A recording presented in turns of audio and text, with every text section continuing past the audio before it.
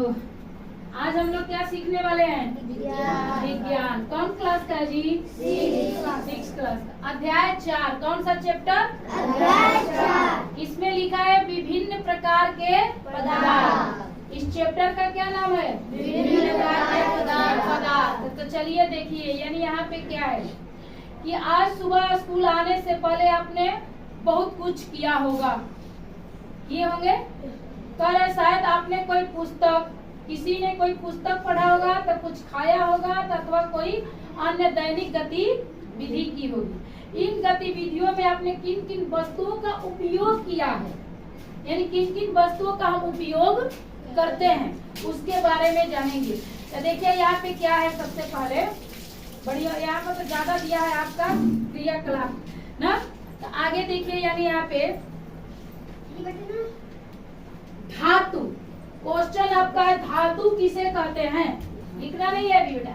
धातु किसे कहते हैं पहले समझना है, तब इसके बारे में लिखना है। तो देखिए कह रहे हैं कि पदार्थ जिनमें कई प्रकार की चमक होती है, वे पदार्थ जिनमें इस प्रकार की चमक होती है, उसे क्या कहते हैं? धातु कहते हैं। यानी यहाँ पे कि जैसे पूछा जाए कि धातु किसे कहते हैं, तो जिसमें एक विशेष प्रकार की चमक होती है उसे क्या कहते हैं? धातु। सोना चमकता है, चमक होती है ना, चांदी में चमक होती है। यहाँ पे पूछा दिया है जैसे में लोहा, तांबा, एल्युमिनियम तथा सोना धातु के उदाहरण है। पूछा जाए कि धातु कौन है, तो कौन बताएंगे? सोना, चांदी, तांबा ना, एल्युमिनियम, ये क्या है आपका? धातु है। ये क्या है आपके? धातु है। तो जिनमें एक विशेष प्रकार की चमक होती है, जो विद्युत का सुचालक होता है, यानी जिसमें हम धारा प्रवाहित कर सकते हैं। ये करंट आ रहा है, बिजली आ रहा है ना, तो प्लास्टिक में आएगा, बिजली आता है प्लास्टिक में नहीं ना। ये बिजली का क्या होता है? रोधक होता है, यानी आने नहीं देता।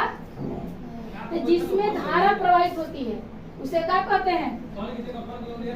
धातु। उसे भी क्या कहेंगे? धातु ना। लेकिन यहाँ पे तो ये भी कह रहे हैं कि धातु किसे कहते हैं, तो बताइए धातु की परिभाषा क्या होगा? आप लोग बताइए धातु की परिभाषा क्या होगा? जिसमें चमक होती है ना, उसे क्या कहते हैं? अभी आप लोग 6 क्लास के हैं, 6 क्लास जैसा ही याद करना है, ज्यादा लंबा चौड़ा याद नहीं करना है। बस सिंपल सी धातु किसे कहते हैं, तो जिसमें एक विशेष चमक होती है उसे क्या कहते हैं? धातु। जैसे में सोना, चांदी, बिजली, सोना, एल्युमिनियम, याद हो जाएगा ना। चलिए आगे देखिए। अब कर रहे घुलनशील ना, घुलनशील पदार्थ। ये क्रियाकलाप आपका ज्यादा दिया हो, इसमें इसे क्या करना है? क्रियाकलाप को पढ़ना है। आगे देखिए, फिर कह रहा है कि आप पाएंगे कि कुछ पदार्थ, जब हम कुछ पदार्थ लेते हैं तो पानी में क्या होते हैं? घुल जाते हैं। यानी चीनी को पानी में डालकर हिलाइए तो क्या होगा? घुल जाता है ना। कुछ समय के बाद उसमें दिखाई देता है आज चीनी और पानी एक ही में मिल जाता है। तो जो पानी में घुल जाता है उसे क्या कहते हैं? घुलनशील। क्या कहते हैं? घुलनशील।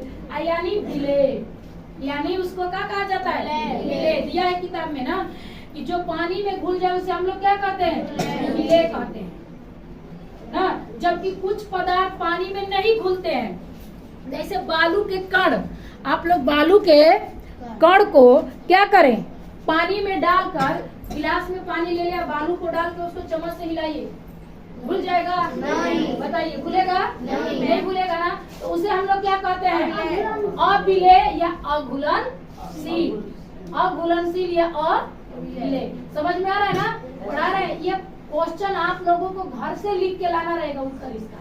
हम यहाँ पे लिखवाएंगे नहीं, आप लोग इसको खुद लिख कर लाइएगा। नहीं आएगा हम फिर यहाँ पे लिखवाएंगे, लेकिन आएगा क्यों नहीं। अब पूछा जाए विलेय किसे कहते हैं, बताइए?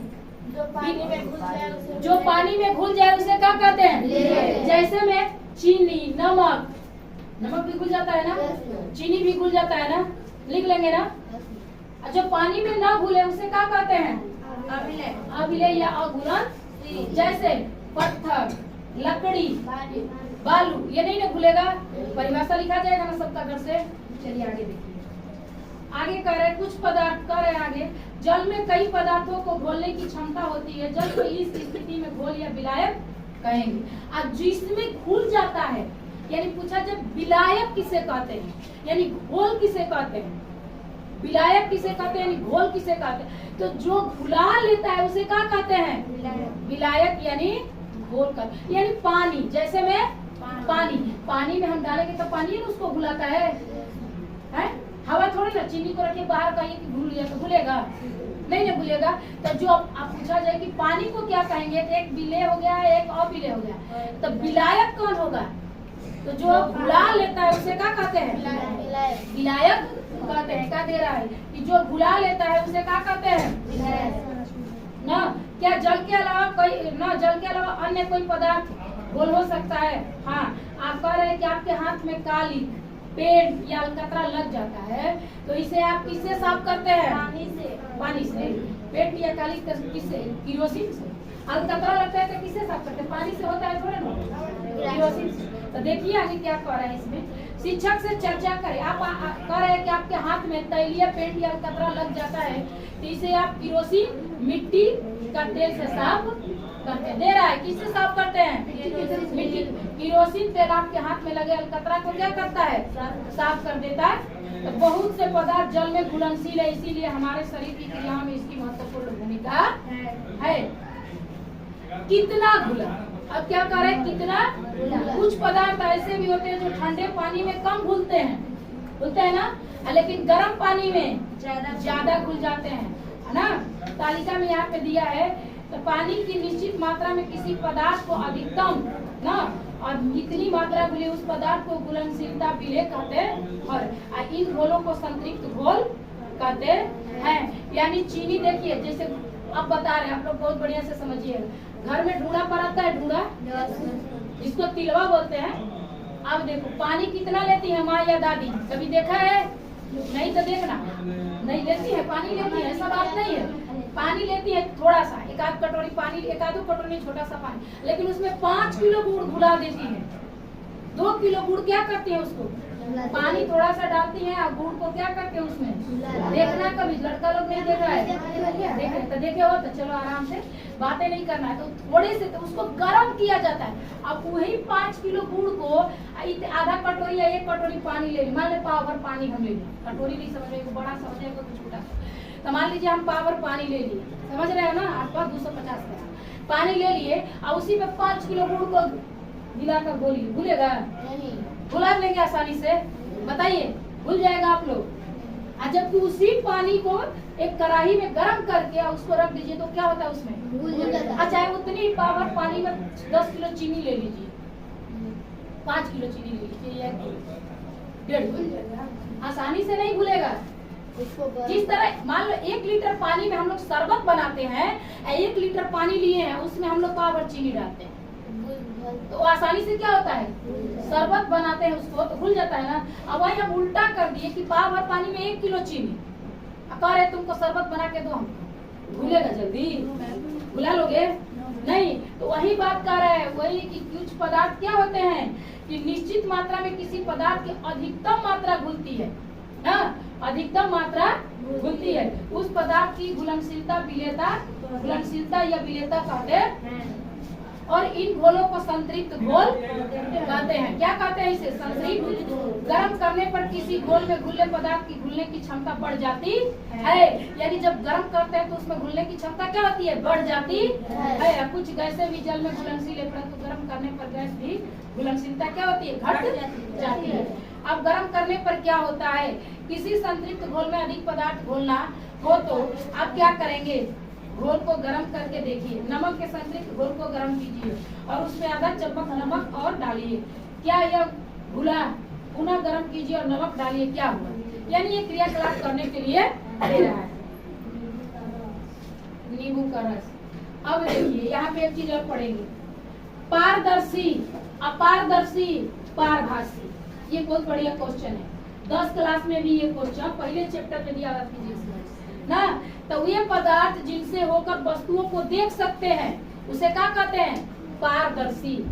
पारदर्शी जैसे में शीशा, सामने से जिसपे कलई न किया हो, जिस शीशे पर कलई का मतलब समझ रहे, पेंट न किया हो, जो ऐनक में मुंह देखते हैं उस पर कलई किया हुआ रहता है, और जिस पे कलई नहीं किया, जो आता है गांव घर पे ऐसे भी शीशा लग रहा है घर पे, तो अब मान लीजिए इस दीवार पे हम लगा देंगे तो उस पार हम देख जाते हैं ना उधर क्या हो रहा है, तो शीशा यानी कह रहा है, आगे बताएंगे फिर, वे पदार्थ जिनसे होकर वस्तुओं को देखा जाता है उन्हें क्या कहते हैं, पारदर्शी। आपके पारदर्शी समूह में कौन कौन से पदार्थ है बताना है आपको, बताएंगे अभी तुरंत। कुछ पदार्थों से वस्तुओं को नहीं देखा जा सकता है, उसे क्या कहते हैं, अपारदर्शी। उसे अपार, जैसे हम किताब लगा कैसे देख रहे हैं, तुम लोग हमको दिखाई दे रहे हो, दिखाई दोगे, तो ये किताब क्या हुआ आपका बताइए, अपारदर्शी। क्या हुआ ये, अपारदर्शी। किताब क्या हुआ आपका, अपारदर्शी। समझ रहे हैं ना। फिर उसी तरह कह रहा है कि कुछ वस्तुओं को देखने के लिए स्पष्ट या धुंधली दिखाई देती है ना, स्पष्ट अस्पष्ट कर रहा है, साफ साफ नहीं दिखाई देती और धुआं जैसा दिखाई देती, उसे क्या कहते हैं, पारभासी। क्या कहा जाता है, पारभासी। जैसे गांव में देखा होगा लड़का जो है लिया रहता है पन्नी ना, उस कागज प्लास्टिक, और ऊपर करके देखोगे पियर का है, तब आसमान भी कैसा दिखाई देता है, पीला कलर का दिखाई देता है, लेकिन दिखाई देता है तो धुंधला दिखाई देता है। तेल लगा कागज पर तेल लगा देंगे और उसको देखोगे तो दिखाई देता है, धुंधला दिखाई देता है, तो क्या हुआ हमारा, पारदर्शी, पारभासी। उसे क्या कहते हैं, पारभासी। और जिसमें एकदम स्पष्ट देख सके उसे क्या कहते हैं, पारदर्शी। उसे क्या कहते हैं, पारदर्शी। तो बताइए आप लोग पारदर्शी कौन कौन है, बता सकते हैं जिसमें एकदम स्पष्ट देखते हैं, बताइए।